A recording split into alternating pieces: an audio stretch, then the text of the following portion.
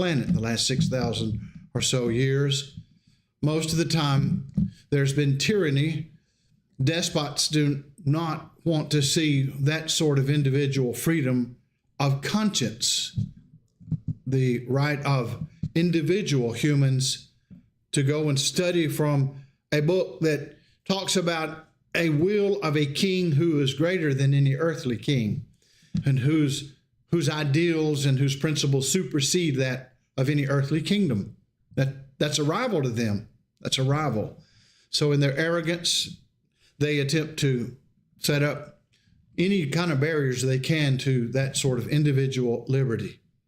And we're grateful that here in this land, our forefathers came here really with express purpose. They had other motives, but the principal motive being of having liberty to worship God according to their conscience, as they were reading their Bibles and as they understood it, without having the king, as he was doing back in their homeland in England, for example, or church hierarchy, such as the bishops and archbishop and so on, to tell them how to worship.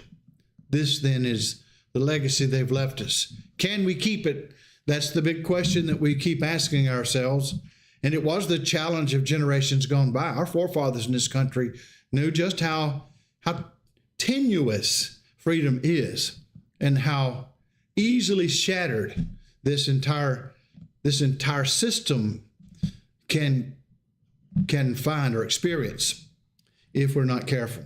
So we pray and we then exercise the right given us. It's sad that when we do have it, many of our own are indifferent. And so they know that they have the freedom to go to church on Sunday, but they'd rather do something else. It's more fun to watch TV or play video games or go to the lake or go to the beach.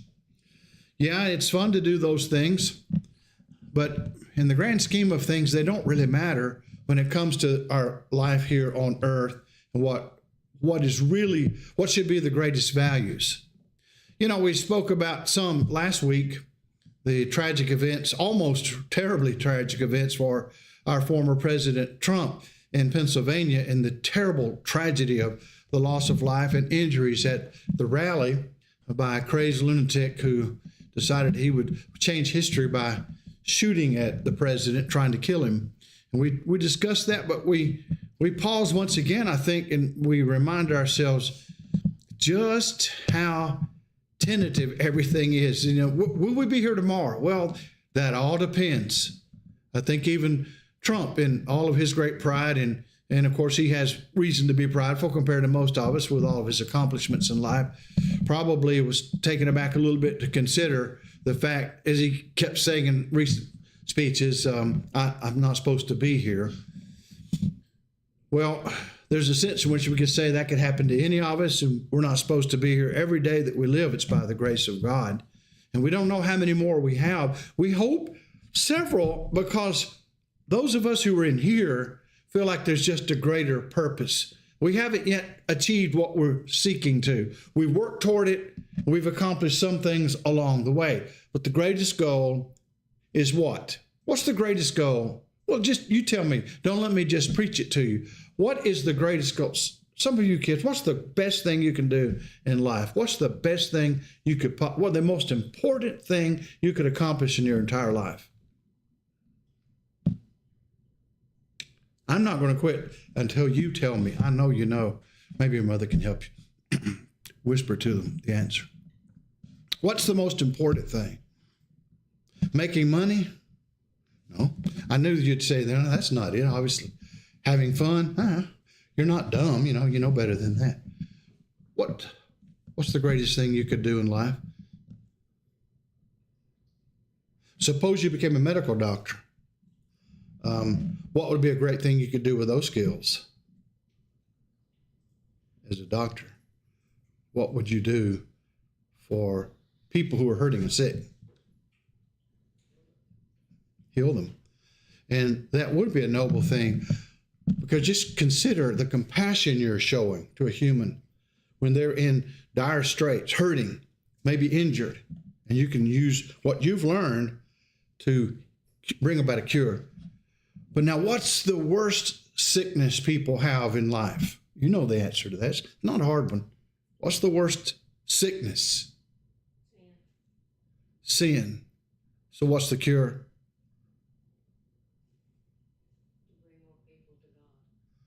Right. And how do we do that?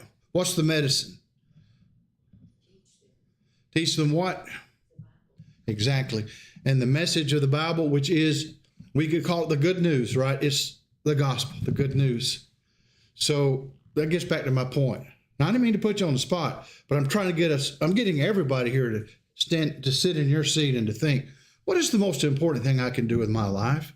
You know, really, when it's all said and done, if I can help people go to heaven and avoid the horrors of hell, I mean, everything else is kind of secondary. Many things contribute to that. Well, I can go to church and help build up the building and make it a comfortable place and a useful place for us to meet, keep the rain off us. That's good too. That all works toward the goal. See, that all works and contributes to that final goal. So there's nothing in life more important. So I want you to be a preacher. You need to marry a preacher or an elder or somebody like that. Or do what you can. Be a Bible teacher. You may not end up being in the pulpit, but all of us are preachers. Now, this goes for everybody. Does it not? Aren't we all saddled with that responsibility? So again, we go back to our lives, and I was just talking about the tentative nature of every day we live. What more could I accomplish that would be of greater benefit to humanity than teaching the gospel? Maybe leaving a legacy behind, something written, even something digital in video form that others can view and later on learn the truth, even when I'm dead and gone, because I will be. I mean, even if you're one of the most powerful men on earth, it's Donald Trump. Famous for all these years, rich as he could be. He had everything, you know, all the accolades until he became president. He had accolades from all the worldlings who matter, who are important. And then one silly piece of lead go flying by his ear, just a few inches in, or well, a quarter of an inch, I think they say, and he would have been gone. But that's true for any of us. No matter how powerful you are, you're still in a human body, and it's going to die. Sad reality, but it's one we face. Now, that's not what we're here to study per se. It is the book of Exodus. And you will probably guess that, well, he's stalling because he doesn't remember which chapter he's in. I sort of do, but I would accept any kind of suggestions. I knew that. Well, I knew it was in that area. 32. I knew Susan would know. I'm glad she was here to save me. Verse 31. Okay. Oh, I was thinking that it was at the end of the chapter, so I was close, but I was wrong. You had it. So what's going on here in this chapter? Where was Moses when this chapter started? In the main part of this chapter, where is Moses physically, geographically? Something happens. He's on the mountain. And what was he doing there? Yes, listening to God, who was giving him the Ten Commandments, the law of God, the law of Moses, right? So he's up there. And while he's there, what are the people doing? What's their attitude about his being there for a long time? A few days, anyway. They didn't trust him. Well, what was it about him they didn't trust? He was up there. He was gone. So what was it they didn't trust about Moses? They weren't confident he was coming back. He had left. He was in the mountain. Maybe something happened to him. He should have been back by now, they thought. He's our leader. So what did they decide to do in their despair because Moses had delayed a little bit? What did they decide to do? Moses represented whom? He was a representative of which God? The true God, right? The God of the Exodus that had brought them out with a mighty hand. The God you'd think they would never forget. They had heard his voice earlier from the summit of Sinai as he had thundered out audibly his words. So much so that they were fearful, and they said to Moses, don't let him do that again. We can't bear to hear that. It's just too scary. You be the one who speaks to us on behalf of God. So that was an acceptable arrangement. God, for example, in this very case, is giving information to Moses, who would then relay it to the people because it was just too much, just too direct or powerful to hear him. So you would think in that case they would never forget the great Yahweh, the Hebrew word, Jehovah, we would say, as we anglicize that, attempt to do so, Jehovah or Yahweh, the name, the proper name of the real true God, the one true God who exists. But now what did they decide to do? They're going to find a way to worship Jehovah God on their own? No, obviously, they decided they were going to develop their own kind of religion. And it would involve what is the centerpiece of their religion, their new religion. It's just a golden calf. Okay, here's a statue of a calf. It's a bovine thing. It's a cow. So what's the deal with all these? What's the fetish about cows that they seem to have? And they did. Well, they're not the only ones. The Egyptians, where they left, from whom they had moved out, they'd been living around them for, centuries. And the Egyptians had a big thing for cows, symbols of, and the Canaanites as well. They're heading into Canaan.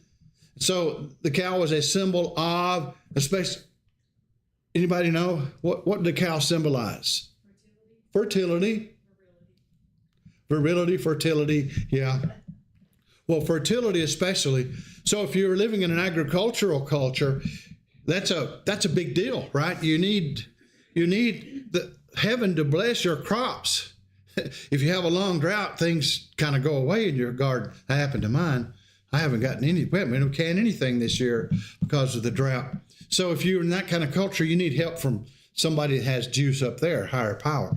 So they invented these gods, bulls, for example, who were thought of as symbols of great virility. We won't go into why. It's obvious if you live around animals. So their God was to be like that God. So this God is one that they have invented, and he's very manageable because he does not rise above their expectations of what they're willing to do.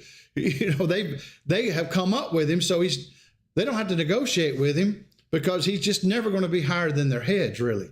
He's their God from within. He's their idea. It. Who went along with this, surprisingly? Aaron, Moses' brother. Why did he do so? We can only guess, but I think a reasonable assumption would be you have hundreds of thousands of people who are clamoring, make us this God, and he's one guy. What happens to Donald Trump if a bullet passes through his skull? Well, we know, or any of us. Well, he's the rich, powerful Donald Trump. Was president, maybe president against him. A billionaire, yeah, but he's in a human body. Aaron was in a human body. So if you have hundreds of thousands of people who come up with pitchforks and staves and knives and they clamor, you do this or else, that could have been it. It could have been the implied intimidation on their part. I don't know. I mean, it just seems like then afterwards when he's talking to Moses, then he still tries to blame the people. I mean, it just seems like I don't know that it takes a pitchfork for him to, change well, an implied pitchfork while Moses was in the mountain. I don't know. It just seems like he's a people pleaser type. Well, that could be too. Okay. That's another suggestion. That may very well be it. Maybe we've pegged him wrong. Maybe it wasn't out of fear so much as was, well, I want them to like me. And if I oppose this, they're not going to like me. Well, the other thing too is, he's there kind of, he is the stand-in for Moses, who is the stand-in for God. So, he's trying to keep things together. And maybe he doesn't know how without Moses and, without that leadership. Maybe he's just. Well, let me ask you, maybe, but think about it. Would it not be common sense to figure out we should not do this thing? The law had already been uttered that said, thou shalt have no other gods before me. Thou shalt not make unto thee any graven image. That's pretty plain. They had already heard that. They knew those commands. So they decided they would violate them anyway. I think common sense would tell him, if this is not right, I'm going to follow my conscience. I will resist. I will not acquiesce. I'll not go along with their plan. But he did go along with it. Of course, as you said, in the end, he blames them. It's the people's fault, Moses. I mean, I got all their golden stuff. We melted it down. We threw it into the fire. And out came this calf, which obviously he left some steps out deliberately. Some of the steps were, here comes this golden molten material, and we shape it into a calf. I was just thinking, mean, it doesn't take that much for people today. Well, I got to keep my job, so I'm going to do whatever thing that goes against my conscience. Are we not supposed to keep our jobs to support our families? But you see what I'm saying? There's kind of a gray area there, I suppose. That you're trying to keep a balance. You want to keep your job, but at what point do they ask you to do something that just violates your conscience to the point where you just I can't do it? Principle versus pragmatism. Yeah. Let me indulge again in some things I've told you before. I'll just remind you. Now, when I was a young whippersnapper, I used to be young, but I was young when I was younger than you at one time. I was young, but when I was a little bit older, I was preaching. I was probably 21, maybe, in West Tennessee, a little country church, almost in Kentucky, way up there. And one night I was preaching one Sunday night, and I just made the remark. Jesus says in Matthew 19:9, whosoever putteth away his wife, except it be for fornication, and marrieth another, committeth adultery, and whosoever marrieth her that is put away committeth adultery. And I said, so we need to be careful about our marriages, and we should not divorce. And if we have done so against God's plan, against the scriptural teaching, we need to make that right and repent before our God and make it right. I thought that, that's common sense. I thought, well, anybody would see that, right? But these folks, I didn't know at the time, but there were a few situations. There were a few couples there were some situations in the church. I didn't know about them because I'd only been there a few months. Next morning, a bunch of the men, we didn't have elders, but a bunch of men waylaid me. I say waylaid because I did not know they were there. They had parked behind the building. They were in the hallway, and then it was dark. And when I went in to go to my office and open the door, here they stood on both sides of the hall. That was intimidating when you're a young guy. It scared me. What's going on? And they said, we want to talk to you. And so they talked to me, and they said, what is it you believe about Matthew 19:9? I said, well, I quoted it. Yeah, but what do you believe about it? I said, well, I believe just what it says. Don't be smart with us, they said. I'm just telling you, I'm just quoting it what it's. Yeah, but old brother so-and-so used to preach here. He was 35 years in the pulpit, and he saw it like you do. And finally, he studied it more, and he came to realize it doesn't mean that. I said, mean what? I just quoted it. I said, it doesn't mean it, and I quoted it. And they said, well, let me tell you something. Don't you ever mention that again in this pulpit. All right, so Chris, what should I have done? Betty, I don't know. She probably, what you have done in every other case like that happened all through the year. What should I have done? Well, the next time I got up, I just told the congregation what happened. I said, a bunch of these men here waylaid me in the hall, told them the whole thing, and they said I was not supposed to preach on it. So I said, evidently there's a problem here, so we need to study this. So I had a whole lesson on marriage, divorce, and remarriage. Smart, right? They fired me that night. As soon as the sermon was over, they told me to leave. I was gone. So they fired me. That's not unusual. That happens to preachers all the time. It happens to others as well.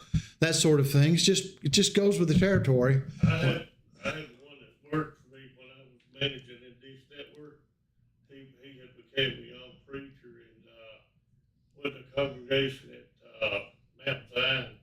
They just worshiped in this little house. And he was at a Braves game one night and seen three of the men over there, and they had Budweisers in their hand. Oh, from the church. And they told him, if you say anything about this, you're going to get fired. So he went back in that Sunday morning and told him he quit. Well, he knew what was going to happen. He's going to have to deal with it, right?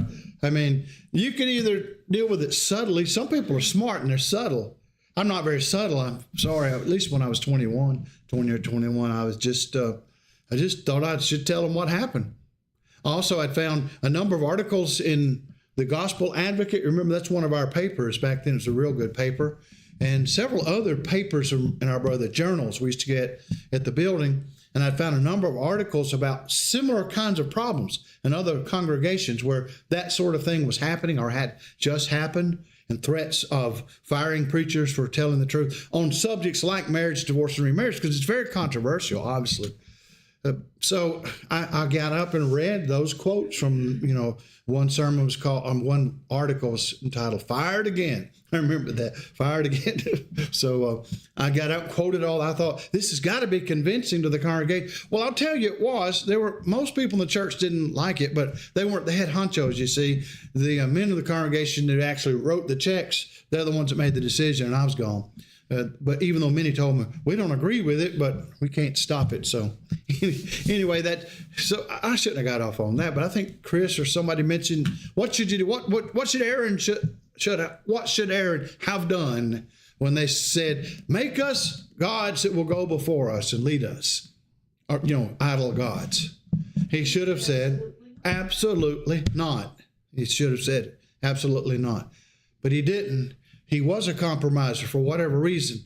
Either he was a people pleaser, that's possible, or he was somewhat cowardly. Those things are not antithetical. It could be a little bit of both, right? So there are people like that all the time today. And then what was Moses' reaction when he came back down out of the mountain and he saw this? Well, of course, he was outraged. So much so that he lost his temper, we would say. What did he have in his hands when he came down and found this? And what? Oh, yeah, stones. These are tablets of stone, made of stone. And God himself with the finger of God miraculously had inscribed the words of the Ten Commandments. You can just see that in the Paleo-Hebrew script, the old script. And Moses comes down and sees this, and what does he do? He just throws them down. He throws them down, and he broke the law. Moses broke the law. He literally broke the pieces of the law. He was so angry. And then, of course, he also took that golden calf and he ground it up, made powder out of it. What did he do with the powder? Why? That's silly. Ew. Well, you want this God, you're going to get your fill of it. You're going to get it. You're going to be full of this false God. So that's what happened. They were punished. And then more. Let's go down. This leads us up to where we are. Verse 25. In chapter 32, verse 25 of Exodus. And when Moses saw that the people had broken loose, for Aaron had let them break loose, to the derision of their enemies. Now, how would that be? Well, wait a minute. This statement, I don't know if I'd have covered that last time we might have read over this. What does derision mean? Mocking, not scoffing. All right. Who were some of the enemies? Well, the people in the wilderness of Sinai, the Amalekites, they were really bad. You had also Midianites who at this time were not doing good things to their kindred people, the Israelites. They're opposing them from passing through. So you have all these people, as well as people in Canaan who will learn, the tribes of the Jebusites, the Hivites, the Amorites. All these people are mentioned, all these different tribes are named. So they will hear about what? They will hear about this breaking loose. I think we talked about how last time there was a song that said, or there was an expression back in the 60s, let it all hang out. Kind of vulgar. And the idea was, it conveyed this, it was symbolic. Just do whatever you want to do. No restraints. Whatever you have an impulse to do, just do it. Just act on the spur of the moment. If you want to do this, do it. If you want to do that, do it. If you don't want to do that, don't do it. Just let it all hang out. No restraints.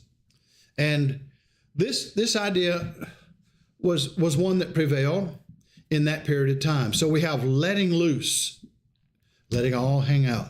In the case of their rebellion. Now, but when they made the calf, we need to remind ourselves, what did they do to celebrate the calf? The golden calf they made.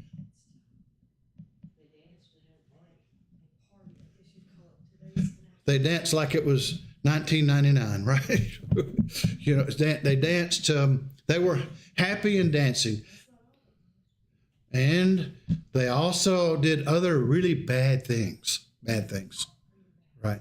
Immorality, committed sexual immorality. Now, what they did was done in the open.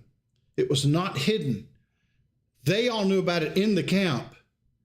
But was anybody else interested in what was happening in Israel, that nation in the wilderness?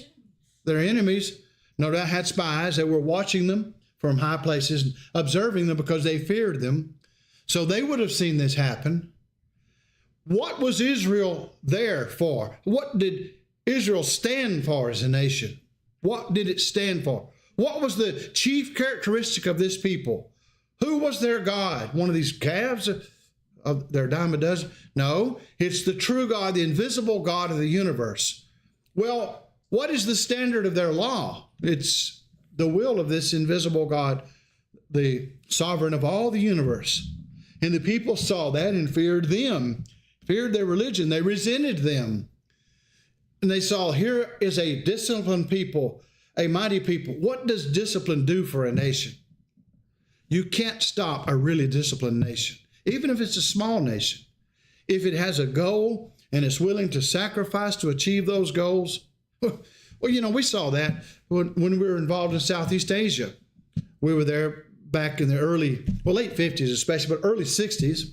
Under Democrat regimes, they sent off advisors to Southeast Asia, to Vietnam, and later other countries nearby. We got involved there fighting communism. Well, in the abstract, that's a good thing, I think. Communism is evil.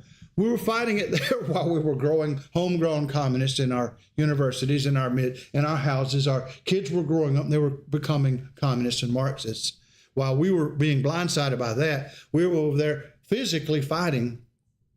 And we fought a nation that had been fighting, or they'd been fighting the French back in the 50s. They'd run the French out, the colonialists. And then we thought we could set our sights on them, we could beat them, but we didn't. How did they prevail? Did they have a bigger army? Or did they have better tanks and better airplanes? No, they just never gave up.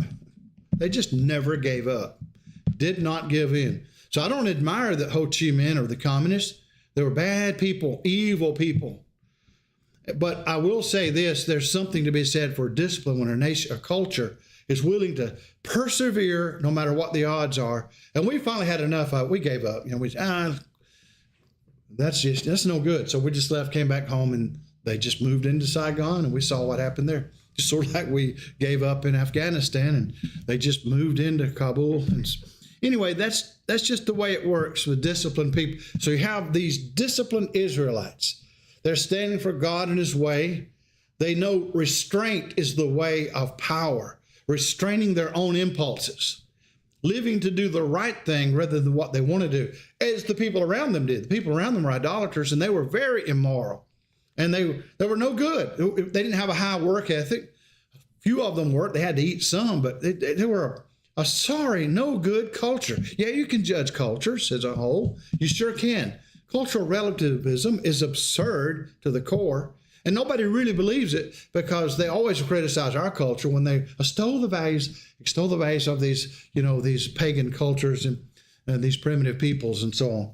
So you can criticize the culture and you can criticize theirs because of its high morality. But then they saw Israel doing the same kind of thing they did. It's like, whew, we dodged a bullet there, pardon the bad pun this week. We dodged that, and it could have been worse. These people could get their act together and they will conquer us. So that's the derision. I think that's what that expression would mean, to the derision of their enemies, to the delight of their enemies. Our country back in the 20th century, mid-20th century, was a much more disciplined country prior to the 60s when I'm telling you all these things happening. They let it all hang out. It all broke loose, But back in the 50s, 40s even, back during the war era, it's a very disciplined country. We learned discipline by the horrors of war and even also by the economic suffering of the Great Depression back earlier that hit and just carried on into the wartime. We were a disciplined people. We were a moral people. Basically, there was always immorality. Always had criminals and immoral people. But as a whole, even some have said, even though not everybody was a Christian, just about everybody was Christianized. And what's meant by that is they shared the values of their Christian neighbors. Those were their values too. You should be faithful to your spouse. Sex before marriage is wrong. God intends that for marriage. Those sorts of things. Getting drunk, intoxicated with alcohol or other substances is wrong. You lose your restraint, your inhibitions. They knew those sorts of things then. And then we know what happened. We don't have to surmise. We know because historians traced it out. They left a paper trail. Starts with places like Columbia University. You've all heard this stuff. Just the other day, Tucker Carlson, I think, was interviewing some CIA agent, former CIA agent, who went over this same stuff. It's the same old material. It's the Antonio Gramsci theory of the long march to the institution. He was a cultural Marxist, jailed by Mussolini in Italy, but he was a very smart man, and he's a dangerous man, just like Trump talks about smart people on the other side, he says, but they're dangerous people. They're very smart when it comes to cheating. Yeah, they are when it comes to cheating. So you have people like that when it comes to cheating in culture who said, you can't ever impose Marxism on the United States, for example, or Western Europe, till you first destroy the obstacle in the way. Well, what is Marx? What's the core of Marxism? What's the first and foremost premise of classical Marxism? Atheism, which is, what does it say? There is no God. What is there then? Well, matter. So everything happens according to the workings of matter because that's all there is, according to Marx and Marxism that followed, and Leninist's version of Marxism. He just amplified that idea. I would also say power is also another guiding principle of Marxism, because that underlies the driving force. You know, it's taking power away from one person and giving it to another. Yeah, in the name of goodness, in the false name of goodness, because it's taking it away from the oppressor, the colonials, types, the imperialists, and it's giving it to the oppressed, which is a crock. That's not true at all. It's just trading oppressors, one oppressor for another. The dictatorship of the proletariat is just trading oppressors, right? Which is the same thing that Islam. Right. I mean, that was the same driving force behind Islam. They're all despotic. In fact, you could even go back to medieval theology in the distorted Christian movement, Roman Catholicism, and many historians have made this case that Marx was very keenly aware as a student of history of what the Pope and his bishops had been able to do for a long time throughout Europe. They pulled off this thing for centuries. They were the top dogs. They even had power over the kings and princes of their realms. So many have said that Marxism is really just Catholicism turned upside down. It starts with atheism. Its goal or its intent is to bring about a dictatorship of the elite, the proletariat. They call it the proletariat, but the workers are not going to be in charge, according to it's actually the smart people who know how to organize the workers, the community organized. They are the ones who are in charge, and they will rule with an iron fist, but they're doing it on behalf of the good, the greater good of all the oppressed. So anyway, that's Marxism.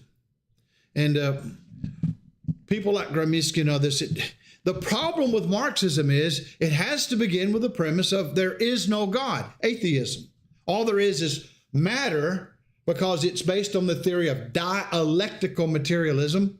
It's a special, weird view of materialism. It's almost pantheistic, but they would deny they're pantheists. But it says there's an inherent tendency in nature to work itself out and to work itself through Darwinian evolution to the human being, the apex of Darwinism. And then the human being and his societal arrangements will come up with primitive hunter-gatherers, and then primitive agriculture, and then, all the stages I don't remember, but you have feudalism, and then you lead to capitalism, and eventually what will supersede capitalism or the free market will be the dictatorship of the proletariat or pure communism. That's how they work it all out. But it starts out with that premise. So Gramsci and others said, it's not going to work. Go to the United States. What are they? They're Christians. They'll never accept Marxism because it's atheism. But what you have to do is to teach them to become atheists. Then Marxism just moves right in with no opposition, obviously. So how do you teach atheism? We will see if we get a chance to study. You will read in this history of the Israelites that this is not the only episode of their apostasy or going into immorality in the wilderness. There will come a time when the nation of Moab, their neighbor, who are opposing their trek through the wilderness, will decide we're going to bring them down. And they hire Balaam to help them do this. We've studied him before, a false prophet. And Balaam tells them, here's the way to do it. You've got to destroy the morality. The morality is the glue that holds their nation together and makes them strong. Break it down and you've destroyed the nation. There's no threat to you. Do you see that point? So what did the Moabites do? They sent their women who did what? You don't have to go into graphic detail, but they went into Israel and they seduced the Israelite men. They seduced the Israelites. They committed immorality, sexual immorality, because the power of sex is so strong. People forget their restraints. They forget the reason why we're on earth is to worship God. And they live for self and for the moment, just the pleasure of the moment, forgetting all about the 10 commandments they were taught. Thou shalt not commit adultery. Thou shalt not covet thy neighbor's wife. They went into all that and it broke them down and weakened them. Now, we say that because here in this country, the cultural Marxists from Italy and other parts of Europe came over here, and many German Jews, Jewish intellectuals who were Marxists, came here to this country with the express purpose of infiltrating Columbia University and other places. Some of them, like Marcuse, Herbert Marcuse, ended up out in California. People used to laugh at her, and some used to see him. I think it's Long Beach. They're in Malibu. You've seen on television the people there go and they swim and they wear swimwear and frolic on the beach and have fun on the beach. But he lived right nearby, and he had a thick German accent when he talked. He had on a tie and a heavy coat. In the summertime, we'd go down to the beach, and everybody, ha, ha, ha, that silly Jew. That silly Jew's destroyed our country. Marcuse became a rallying cry. His books, Eros and Civilization, for example, and others that he wrote, were the books being read by the hippies, the leaders of the hippie movement, which is another way just talking about the communist movement among the intelligentsia in the universities at the time, among the students who are now the faculty and administrators of our universities today. But those radical students, they read him. It was what? Marx, Mao, and Marcuse. That was their rallying cry. Marx, Karl Marx, and Mao, Chairman Mao of China, they just loved him because he was a dictator, had all power. And Marcuse because he was their spiritual leader, the guru of their movement. And he taught polyamorous perversity.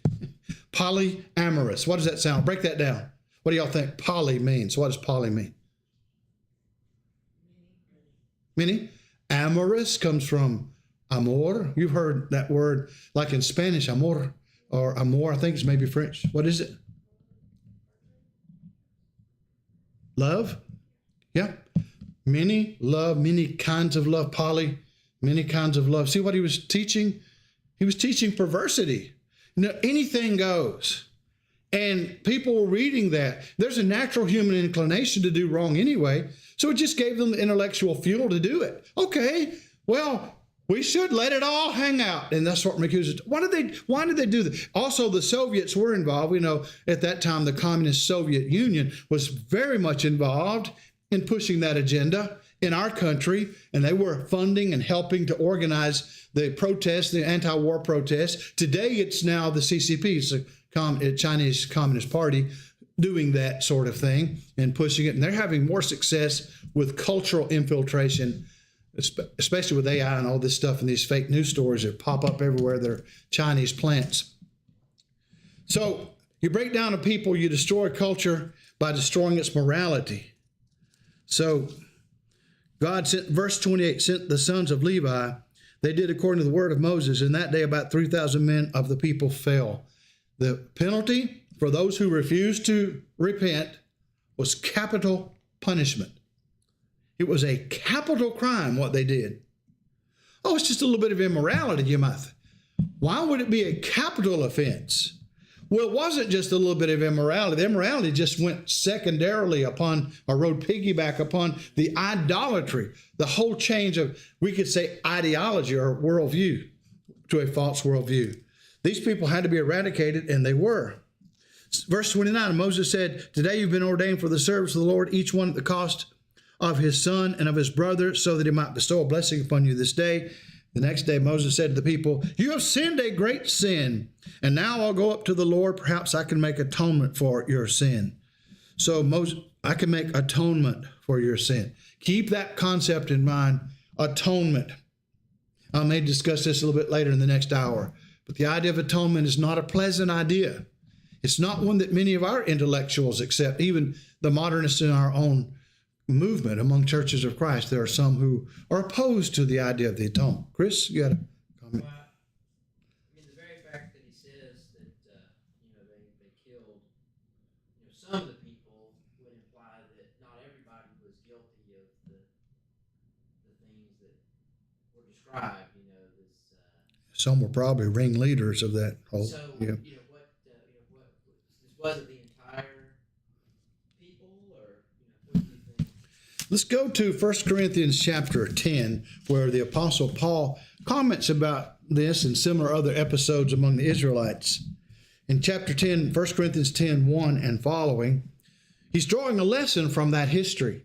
For I do not want you to be unaware, brothers, that our fathers were all under the cloud and all passed through the sea. We studied that recently, And all were baptized into Moses in the cloud and the sea. I wish we had time to talk about that concept. Baptized into Moses. Well, not literally, but spiritually, they committed themselves to Moses. When? When they had the faith to march through the Red Sea, on dry ground. So they marched through. That showed that they were covered by the cloud. They were covered by the walls of water. So this covering is the baptizo in the Greek, means to be covered or overwhelmed. So Paul's seeing an analogy between the Old Testament commitment of the Israelites to Moses as their leader and the commitment of us today through water baptism to Christ our Lord as our leader. And all were baptized into Moses in the cloud and in the sea. And all ate the same spiritual food. See, there's a comparison to how we today eat of the Lord's Supper. They ate the same spiritual food. They ate of the manna, for example, and all drank the same spiritual drink. Moses would go and speak to rocks, sometimes strike rocks, and water would come forth for them from the spiritual rock that followed them, and that rock was Christ. So there was a legend that a rock always followed them. Paul was probably familiar with that legend. But it's true in the narrative, there was always a rock at the moment that they needed water. And when they'd beckon him, Moses, we need water, God would either tell him to speak to a rock or strike a rock with his rod. And whatever the instruction was, Moses would do it, and the water would come forth miraculously. And that's a symbol for Christ that was following them. Verse 5, nevertheless, with most of them, God was not pleased. So that kind of gives us an idea of the proportion, Chris, when talking about number who died. For they were overthrown in the wilderness. In fact, how many were overthrown eventually after 40 years?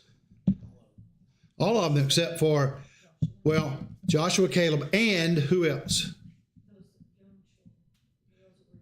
No, I mean, you're talking about the ones born in the wilderness. They were allowed to go in. But of those who left Egypt, there was one tribe that did not suffer the punishment. And that was the tribe of, you can guess it, Levi. The tribe of Levi is accepted. Levi, the priestly tribe, was intact because you have these priests that are mentioned earlier who do go into the land of Canaan. So when the record talks about how they all fell in the wilderness, it's accepting the tribe of Levi. But of all the other tribes, everybody died in the wilderness. The children that were born there lived, and they moved into the land of Canaan. But Joshua and Caleb were the ones who had come out of Egypt. They lived, even though they were not of that tribe necessarily. So we go down and let's see. Verse 6 of 1 Corinthians 10. What does it say? Why did these things happen? Now, these things took place as examples for us, that we might not desire evil as they did. Oh, I wish our country would hear this and take heed. I wish we had listened, that my generation had listened. I heard my daddy many times earnestly preaching, and others like him in those days, about the movement to destroy, the idea, the cry from Thomas Altizer Emery, God is dead. And then the situation ethics taught by Joseph Fletcher and others, do whatever the loving thing is. All morality is relative. And they preached against it. They talked about the lawlessness of this nation at that time and what the 60s movement or the hippie movement and other radical movements were doing to this culture. But some listened. We listened, some of us. But most did not. A large number abandoned God. I'd say because of the public schools. That's my pet peeve. Public school. Hey, I went to public schools. I know what they're like. I also graduated from private school, but I know what they're like. A lot of public school teachers are good. Some of them are my family. Some of them are my own family members. They're good teachers. But there's some bad ones, especially the teachers' unions. They're evil because their agenda is to destroy everything Christianity has built in this culture. The government schools, because the government itself has been infected with that false ideology of secularism or atheism. Marxism light. It used to be. Now it's heavy Marxism, very heavy Marxism in many parts of the government. So the schools brought about unbelief. Evolution was taught.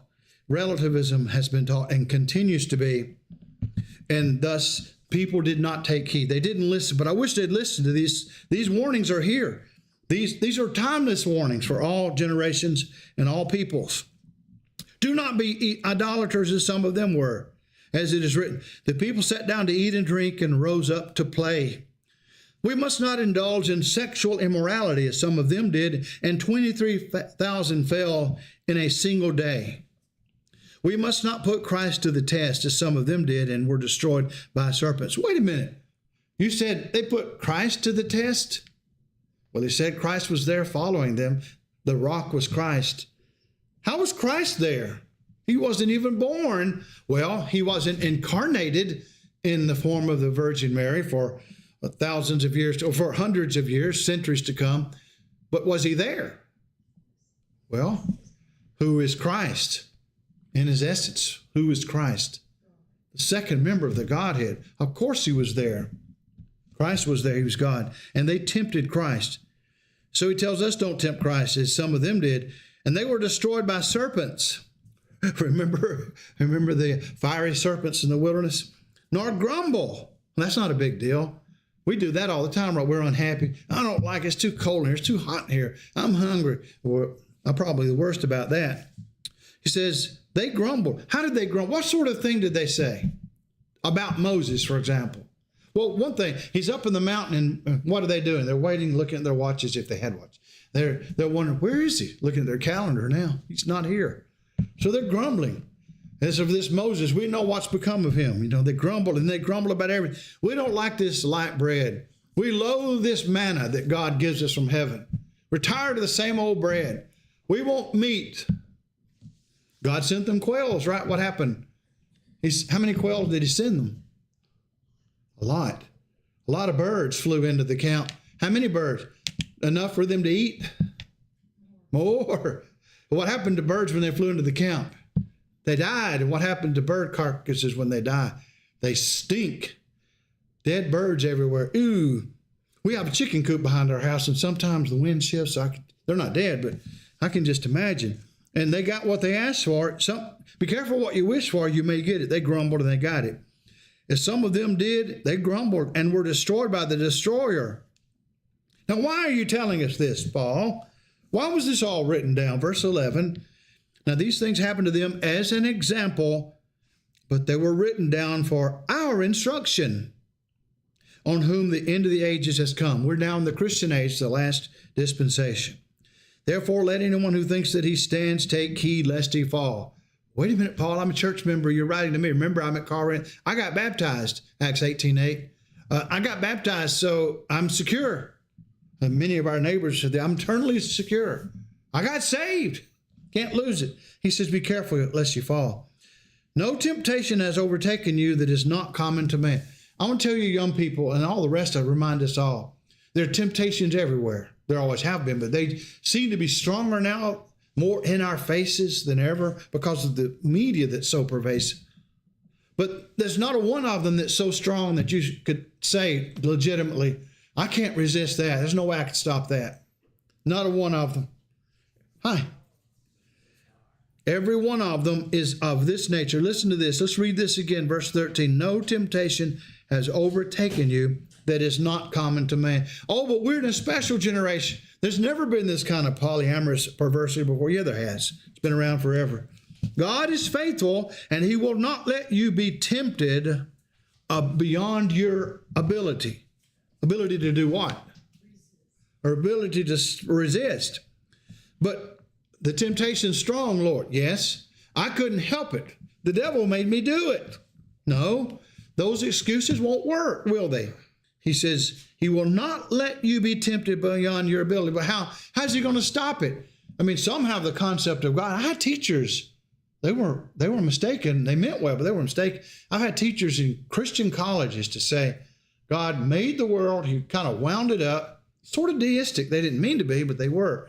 And he stepped back, and God doesn't actually intervene. When you pray for something, God doesn't actually intervene in history and change things. God wouldn't pray for the safety of President Trump, for example. It's just a coincidence the bullet didn't hit him because the knucklehead was not a good shot, or he moved his head just the right moment, but pure coincidence. They don't believe in providence. But this passage is teaching providence. God is faithful, and he will not let you, that's every one of us, individually, be tempted beyond our ability or your ability.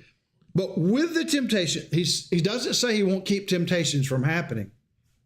But when the temptations come, he will also do something. God's going to do something when that circumstance overcomes any of us as an individual. He's going to make something happen. What is it? He's going to provide something. What is he going to provide? The way of escape. Escape from what? That temptation, that particular temptation. That you may be able to endure it.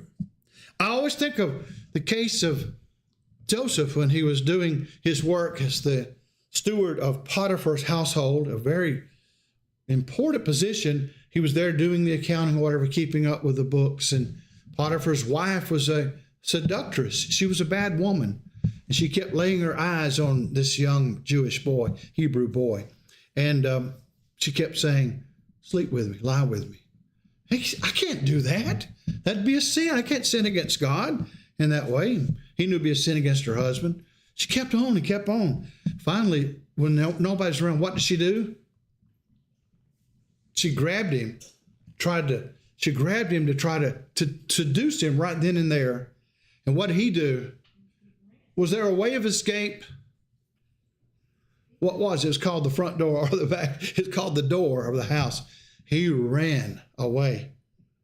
That's a good lesson, by the way, and then we'll dismiss this class. You can't sit back and reason with people. You can't reason with Potiphar's wife in the moment. You could under other circumstances, but not while they're alone and she's tempting him and hormones are raging and so on. You can't sit down and go over the books of the Bible and say, well, now that would be wrong because you got to get out of there. Get out of there. Well, just wanted to comment on that verse. He will also provide the way of escape, but you have to take it. And it's like salvation, you know. It's like the gift of salvation that God gives to us. We have to take it. So again, it's just he'll provide that escape, but that doesn't mean that we will always take it. We have to act on it. Yeah, just we got free will, but yeah, God, he doesn't say God's going to pluck us up from the situation and miraculously transport us somewhere. He didn't for Joseph. He gives us the strength to withstand. How does he do that? And that love has been manifested in what way? So many ways. So we can't count them all, but it's through the love of God, through the gospel, the teachings of the gospel, the memorization of Scripture and understanding the meaning when we're faced with the temptation. See, Joseph was aware the sin would be against God. I can't sin against God. And most of us would say, well, I'm not going to do that because Potiphar will find out he'll kill me. You know, he's an Egyptian lord and he has power over me. No, the problem Joseph thought was I'll sin against God. He didn't really care for his own safety or his own freedom. Well, I mean, to her point, you know, you have people that get into situations and, you know, their reflexes kick in, their training kicks in, you know, physical sense, right? Well, we have to be that way spiritually. You know, when that way of escape presents itself, we've got to almost be, you know, it's got to be almost the unconscious. But the only way that can happen sometimes is if we've been exercising the spiritual muscles, is what I'm getting. Well, there's a question that's raised at the beginning of our session. You helped to raise it. How shall the young secure their hearts and guard their lives from sin? What's the answer that the songwriter came up with, and it's reflecting biblical teaching? What is his word? Everlasting truth. Oh man, so much to say about that. I wish we had time to deal with it all. But next hour, I only have 28 and a half minutes technically. I'm sorry. I know you wish I had a lot more. And I go over that sometimes, but I have to edit it out. I have to edit out some, well, most of the time it's junk, but I do edit out some good stuff sometimes. Thank y'all. Appreciate your attention.